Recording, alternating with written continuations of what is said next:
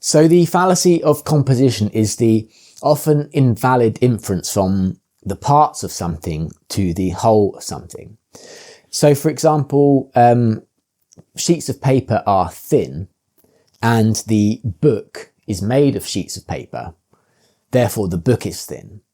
Well, that argument's invalid because if you've ever read the Critique of Pure Reason, it's made up of sheets of paper, but it's not a thin book.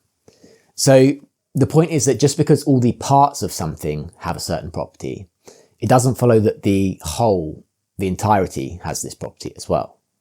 And the same thing goes for the universe, says Russell.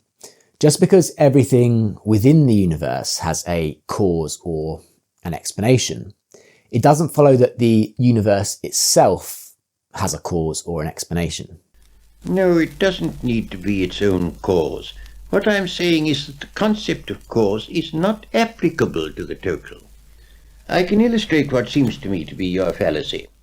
Every man who exists has a mother, and it seems to be your argument is, therefore the human race must have a mother. But obviously the human race hasn't a mother. That's a different logical sphere. I should say that the universe is just there, and that's all. So the fallacy of composition is an informal fallacy, meaning whether the argument is valid or invalid depends on the specifics of the example.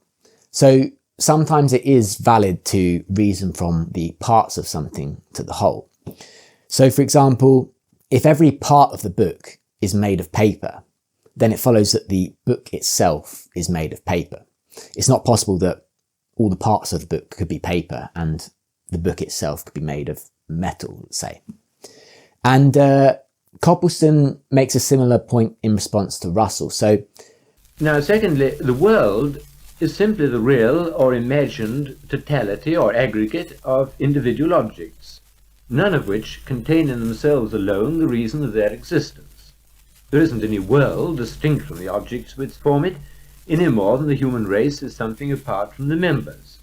Therefore, I should say, since objects or events exist, and since no object of experience contains within itself the reason of its existence, this reason, the totality of objects, must have a reason external to itself, and that reason must be an existent being.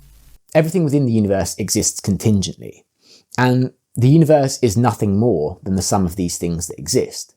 And so, if the universe is just everything within it, and everything within the universe exists contingently, then the universe itself exists contingently, and so it needs an explanation.